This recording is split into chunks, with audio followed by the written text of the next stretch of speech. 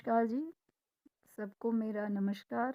मेरा नाम मीनू है और मैं ये अपना चैनल शुरू कर रही हूँ नया और आप सब इसको सुनिए।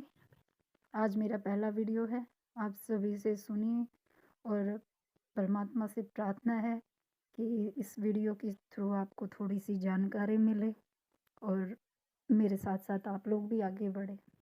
मैं आप लोगों को बताऊंगी कि जब हमारी लाइफ में कुछ चीज़ें ऐसी घट जाती हैं जो हमें सहन नहीं होती, हमारा कोई अपना इस दुनिया से चला जाता है, उसके पीछे कारण क्या होता है वो तो मुझे नहीं पता।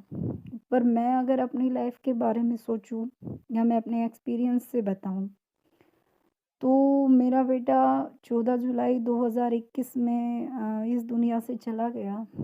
तो उसके बाद दिमाग में एक ही क्वेश्चन आया कि ऐसा क्यों हुआ।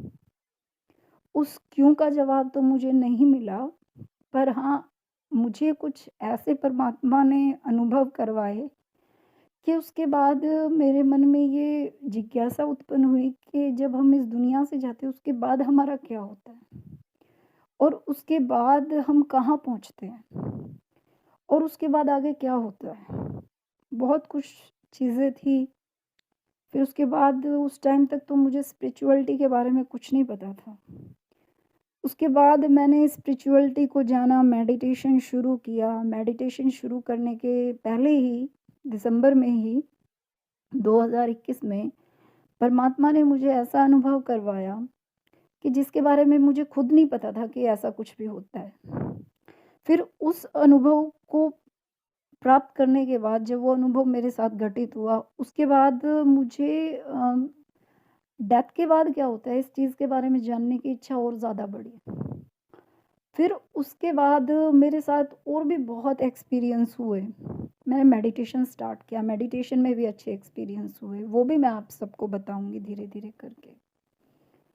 लेकिन फिर उसके बाद मैंने जीवात्मा जगत के नियम पुस्तक है, उसको रीड करना शुरू किया। वो भी एक माँ की ही सच्ची कहानी है। एक माँ है जिसके 2 बेटे खुर्शीद भावनगरी जी आंटी हैं, उनके 2 बेटे इसी तरह रोड एक्सीडेंट में चले गए थे।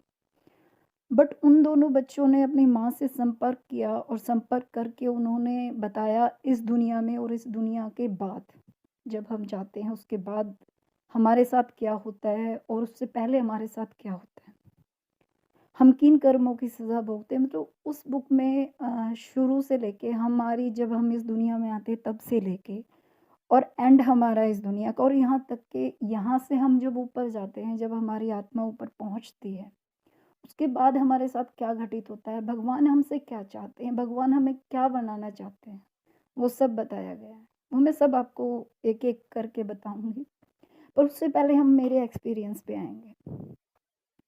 मैं दिसंबर में खुद इतना, मतलब मुझे हमेशा यही रहता था बच्चा जाने के बाद कि हे परमात्मा कभी मेरा बच्चा पता नहीं कहाँ होगा। मतलब परमात्मा से एक ही प्रार्थना थी कि वो कहाँ होगा, कहाँ होगा, भगवान मुझे दिखा दे वो कहाँ होगा। तो ये जनवरी के मतलब दिसंबर के फर्स्ट वीक की बात है। एक दिन मैं किचन से आ रही थी, मुझे लगा कि मैं चक्कर खा के गिरने वाली हूँ। मैं वहीं पे टेबल पे बैठ गई और मैंने मेरे हस्बैंड को बोला कि मुझे लग रहा है मुझे चक्कर आ गया, आप मुझे आके पकड़िए।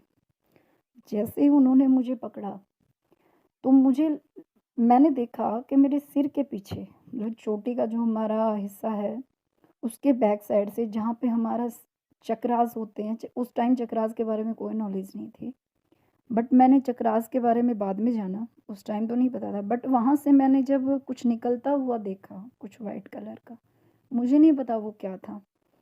मैं उसको देख के बस मुझे इतना पता है, जब वो आधा मेरे सिर के अंदर था और आधा वो चीज़ बाहर थी और मैं उसको देख रही थी, मेरे आखिरी शब्द यही थे मेरे हस्बैंड के, आज तो मैं गई। मुझे बस यही अनुभव हुआ। उसके बाद यहाँ क्या हुआ मुझे नहीं पता। उसके बाद मैं सीधा ऊपर चली गई, आत्मलोक जिसको बोलते हैं, जहाँ हमारी आत्मा जाती है। मैंने वहाँ पे क्या देखा? मैंने देखा ऊपर नीला और सफ़ेद आसमान है, बिल्कुल ऐसा ही जैसे हम यहाँ ऊपर अगर मुँह करके देखते हैं हमें बादल दिखते हैं, बिल्कुल ऐसे ही बादल थे। और मैंने क्या देखा, मेरे राइट हैंड की तरफ बिल्कुल ईसा मसीह हैं, बिल्कुल इनके जैसा चेहरा। मैंने ऐसा चेहरा किसी और का नहीं देखा। आज भी अगर कोई कहे कि हमें पेंटिंग बनानी है तो मैं बता सकती हूँ पेंटिंग कैसे, भई कैसी-कैसी नैन-नक्श थे या जो भी था। उन्होंने एक पूरा एक सफ़ेद रंग का बहुत चौड़ी-चौड़ी बाजू का एक गाउन टाइप डाला हुआ था। और मेरे सिर के पीछे भी 3 ऐसे ही खड़े थे, उन्होंने भी यही सफ़ेद गाउन डाला था, बट उनकी शक्ल मुझे नहीं पता क्या थी। और मेरे लेफ्ट हैंड की तरफ मेरा बेटा खड़ा था उन्हीं कपड़ों में। और जो ईसा मसीह हैं उन्होंने मतलब उनके शब्द थे, वहाँ पे लिप सिंक नहीं होती, वहाँ पे होंठ नहीं हिले। वहाँ पे मैं उठी नहीं, मेरी आँखें भी बंद थी, बट मेरी आत्मा वहाँ पे क्या है सब कुछ देख पा रही थी। उसके बाद उन्होंने कहा कि ये कौन आ गया? जो ईसा मसीह थे वो कोई बहुत बड़े गुरु होंगे, बहुत बड़े गुरु। मेरे लिए तो वो कहीं न कहीं भगवान ही का ही एक रूप उन्हें मैं कहूँगी, क्योंकि ऐसे दिव्य इंसान कहूँ, आत्मा कहूँ, मैंने इस धरती पे नहीं देखा। उन्होंने कहा कि ये कौन आ गया? मेरे बच्चे के शब्द थे, ये तो मेरी मम्मी है। ये शब्द उन्होंने कोई होठ से हिला के नहीं बोले। ये सिर्फ़ उन लोगों ने विचार थे, जो विचार मुझ तक पहुँचे। उसके बाद जो वो ईसा मसीह थे, उनका जो चेहरा था, उनके जो बाल थे, उनके अंदर जो कपड़े थे, उनकी जो चमक थी, उस चमक का मैं बयान, उस सफ़ेदी का मैं बयान, सफ़ेद रंग का बयान मैं करूँ तो कोई नहीं समझ पाएगा, क्योंकि इस तरह का रंग इस धरती पे नहीं है। इस धरती पे ये रंग नहीं है। बहुत दूर से वो चमक रहे थे। इतनी चमक थी उस दिव्य आत्मा में। वो कौन थे मुझे नहीं पता।